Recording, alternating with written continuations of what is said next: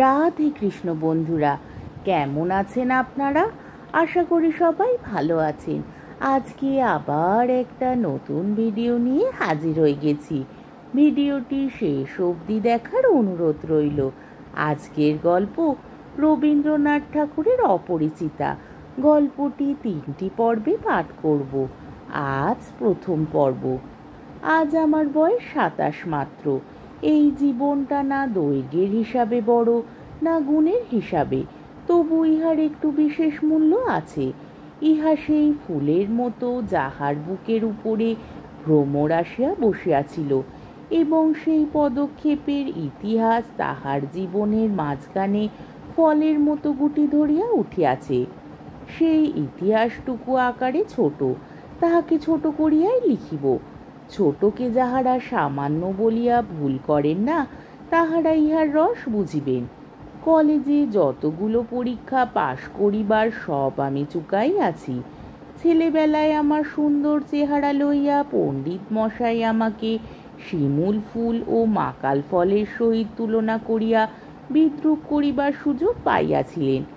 ইহাতে তখন বড় লজ্জা পাইতাম, কিন্তু বয়স হইয়া এই কথা ভাবিয়াছি, যদি জন্মান্তর থাকে তবে আমার মুখে সুরূপ এবং পণ্ডিত মশাইয়ের মুখে বিদ্রূপ আবার যেন এমনই করিয়াই প্রকাশ পায়। আমার পিতা এককালে গরিব ছিলেন, ওকালতি করিয়া তিনি প্রচুর টাকা রোজগার করিয়াছেন, ভোগ করিবার সময় নিমেষ মাত্র পান নাই। মৃত্যুতে তিনি যে হাঁপ ছাড়িলেন, সেই তার প্রথম অবকাশ। আমার তখন বয়স অল্প, মার হাতেই আমি মানুষ। মা গরিবের ঘরের মেয়ে, তাই আমরা যে ধনী এ কথা তিনিও ভোলেন না, আমাকেও ভুলিতে দেন না। শিশুকালে আমি কোলে কোলেই মানুষ বোধ করি, সেই জন্য শেষ পর্যন্ত আমার পুরাপুরি বয়সই হইল না। আজও আমাকে দেখিলে মনে হইবে আমি অন্নপূর্ণার কোলে গজাননের ছোট ভাইটি। আমার আসল অভিভাবক আমার মামা, তিনি আমার চেয়ে বড় জোর বছর 6 বড়, কিন্তু ফল্গুর বালির মতো তিনি আমাদের সমস্ত সংসারটাকে নিজের অন্তরের মধ্যে শুষিয়া লইয়াছেন। তাহাকে না খুঁড়িয়া এখনকার এক গুণ্ডুসো রস পাইবার জো নাই। এই কারণে কোনো কিছুর জন্যই আমাকে কোনো ভাবনা ভাবিতেই হয় না। কন্যার পিতা মাত্রই স্বীকার করিবেন আমি সৎ পাত্র, তামাকটুকু পর্যন্ত খাই না। ভালো মানুষ হওয়ার কোনো ঝঞ্ঝাট নাই, তাই আমি নিতান্ত ভালো মানুষ। মাতার আদেশ মানিয়া চলিবার ক্ষমতা আমার আছে, বস্তুত না মানিবার ক্ষমতা আমার নাই। অন্তঃপুরের শাসনে চলিবার মতো করিয়াই আমি প্রস্তুত হইয়াছি। যদি কোনো কন্যা স্বয়ংবরা হন, তবে এই সুলক্ষণটি স্মরণ রাখিবেন। অনেক বড় ঘর হইতে আমার সম্বন্ধ আসিয়াছিল, কিন্তু মামা, যিনি পৃথিবীতে আমার ভাগ্য দেবতার প্রধান এজেন্ট, বিবাহ সম্বন্ধে তার একটা বিশেষ মত ছিল। ধনীর কন্যা তার পছন্দ নয়। আমাদের ঘরে যে মেয়ে আসিবে সে মাথা হেট করিয়া আসিবে, এই তিনি চান। অথচ টাকার প্রতি আসক্তি তার অস্থিমজ্জায় জড়িত। তিনি এমন বেয়াই চান যাহার টাকা নাই, অথচ যে টাকা দিতে কসুর করিবে না, যাহাকে শোষণ করা চলিবে, অথচ বাড়িতে আসিলে গুড়গুড়ির পরিবর্তে বাঁধা হুকায় তামাক দিলে যাহার নালিশ খাটিবে না। আমার বন্ধু হরিশ কানপুরে কাজ করে, সে ছুটিতে কলকাতায় আসিয়া আমার মন উতলা করিয়া দিল।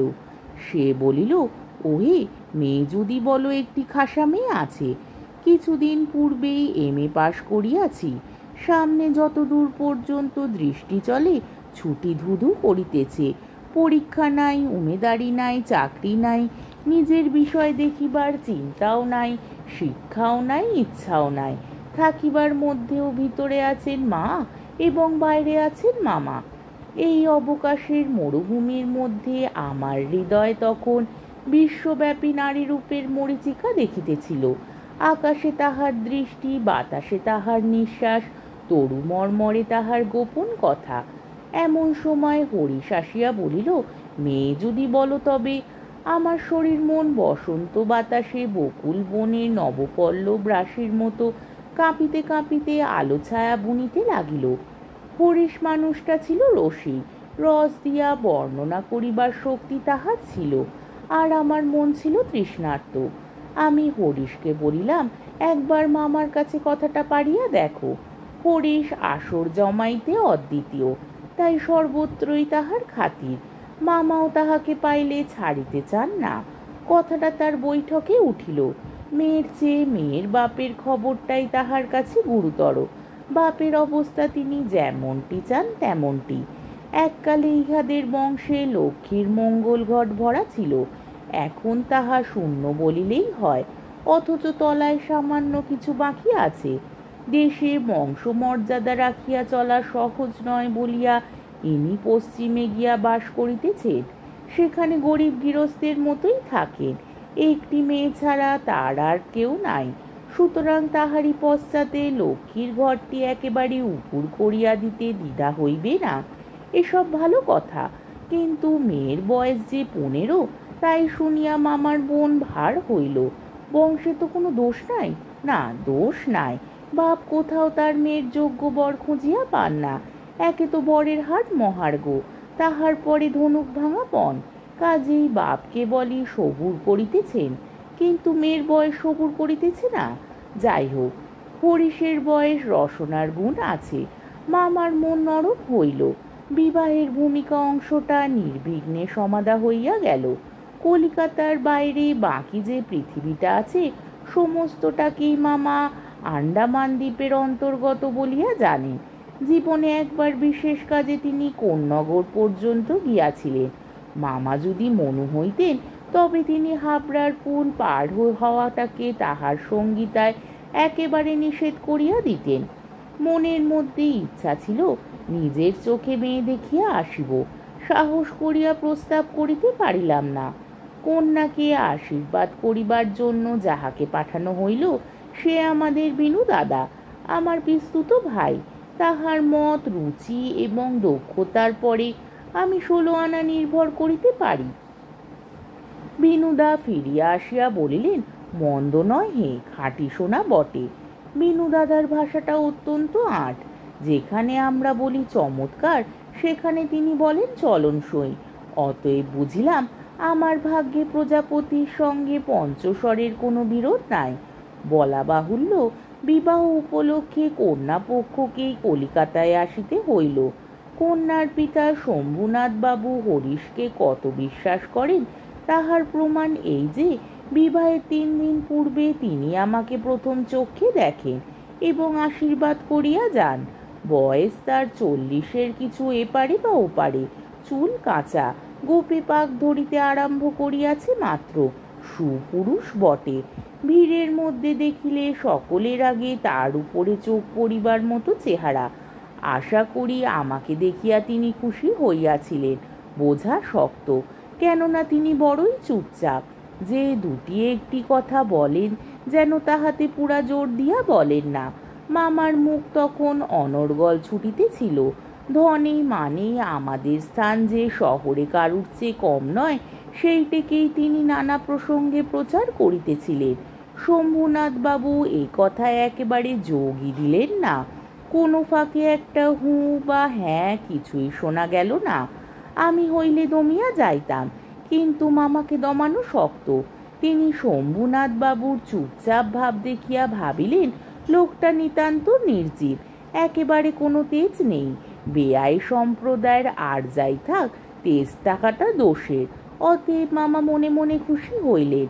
শম্ভুনাথ বাবু যখন উঠিলেন, তখন মামা সংক্ষেপে উপর হইতেই তাহাকে বিদায় করিলেন। গাড়িতে তুলিয়া দিতে গেলেন না। পণ সম্বন্ধে দুই পক্ষে পাকাপাকি কথা ঠিক হইয়া গিয়াছিল। মামা নিজেকে অসামান্য চতুর বলিয়াই অভিমান করিয়া থাকেন। কথাবার্তায় কোথাও তিনি কিছু ফাঁক রাখেন নাই। টাকার অঙ্ক তো স্থির ছিলই, তারপরে গয়না কত ভরির এবং সোনা কত দরের হইবে সেও একেবারে বাঁধাবাঁধি হইয়া গিয়াছিল। আমি নিজে সমস্ত কথার মধ্যে ছিলাম না, জানিতাম না দেনা পাওনা কি স্থির হইল। মনে জানিতাম এই স্থূল অংশটাও বিবাহের একটা প্রধান অংশ, এবং সে অংশের ভার যার উপরে তিনি এক কড়াও ঠকিবেন না। বস্তুত আশ্চর্য পাকা লোক বলিয়া মামা আমাদের সমস্ত সংসারের প্রধান গর্বের সামগ্রী। যেখানে আমাদের কোনো সম্বন্ধ আছে সেখানে সর্বত্রই তিনি বুদ্ধির লড়াইয়ে জিতিবেন, এ একেবারে ধরা কথা। এই জন্য আমাদের অভাব নাই থাকিলেও এবং অন্য পক্ষের অভাব কঠিন হইলেও জিতিব। আমাদের সংসারের এই জেদ, ইহাতে যে বাঁচুক আর যে মরুক। গায়ে হলুদ অসম্ভব রকম ধুম করিয়া গেল। বাহক এত গেল যে তাহার আদমশুমারি করিতে হইলে কেরানি রাখিতে হয়। তাহাদিগকে বিদায় করিতে অপর পক্ষকে যে নাকাল হইতে হইবে সেই কথা স্মরণ করিয়া মামার সঙ্গে মা একযোগে বিস্তর হাসিলেন। ব্যান্ড, বাঁশি, শকের কনসার্ট প্রভৃতি যেখানে যত প্রকার উচ্চ শব্দ আছে সমস্ত একসঙ্গে মিশাইয়া বর্বর কোলাহলের মস্তহস্তি দ্বারা সঙ্গীত সরস্বতীর পদ্মবন দলিত বিদলিত করিয়া আমি তো বিবাহ বাড়িতে গিয়া উঠিলাম। আংটিতে হাড়েতে জড়ি জহরাতে আমার শরীর যেন গয়নার দোকান নিলামে চড়িয়াছে বলিয়া বোধ হইল। তাহাদের ভাবি জামাইয়ের মূল্য কত সেটা যেন কতক পরিমাণে সর্বাঙ্গে স্পষ্ট করিয়া লিখিয়া ভাবি শ্বশুরের মোকাবিলা করিতে চলিয়াছিলাম। মামা বিবাহ বাড়িতে ঢুকিয়া খুশি হইলেন না। একে তো উঠোনটাতে বরযাত্রীদের জায়গা সংকুলান হওয়াই শক্ত, তাহার পরে সমস্ত আয়োজন নিতান্ত মধ্যম রকমের। ইহার পরে শম্ভুনাথ বাবুর ব্যবহারটাও নেহাত ঠান্ডা, তার বিনয়টা অজস্র নয়। মুখে তো কথাই নাই। কোমরে চাদর বাঁধা, গলা ভাঙা, টাক পড়া, মিশকালো এবং বিপুল শরীর তার একটি উকিল বন্ধু যদি নিয়ত হাত জোর করিয়া মাথা হেলাইয়া নম্রতা স্মিত হাসে ও গদগদ বচনে কনসার্ট পার্টির করতাল বাজিয়ে হইতে শুরু করিয়া বরকর্তাদের প্রত্যেককে বারবার প্রচুর রূপে অভিষিক্ত করিয়া না দিতেন তবে গোড়াতেই একটা এসপার ওসপার হইত। আমি সবাই বসিবার কিছুক্ষণ পরেই মামা শম্ভুনাথ বাবুকে পাশের ঘরে ডাকিয়া লইয়া গেলেন। কি কথা হইল জানি না। কিছুক্ষণ পরেই শম্ভুনাথ বাবু আমাকে আসিয়া বলিলেন, বাবাজি একবার এই দিকে আসতে হচ্ছে। আজকের পর্বটি এইখানেই শেষ হলো। আমার ভিডিওটি যদি আপনাদের ভালো লেগে থাকে তাহলে আমাকে কমেন্টের মাধ্যমে আপনাদের মূল্যবান মতামত অবশ্যই জানাবেন এবং আমার ভিডিওটিকে লাইক ও শেয়ার করার ও আমার চ্যানেলটিকে সাবস্ক্রাইব করারও অনুরোধ রইল। তাহলে আজকের ভিডিওটা এই অবধি। পরের দিন আবার এই গল্পেরই দ্বিতীয় পর্ব নিয়ে হাজির হয়ে যাব। ততক্ষণ পর্যন্ত আপনারা সবাই ভালো থাকবেন, সুস্থ থাকবেন, সাবধানে থাকবেন এবং আমার ভিডিওটি দেখতে থাকবেন। তাহলে আজকে আসি। রাধে কৃষ্ণ।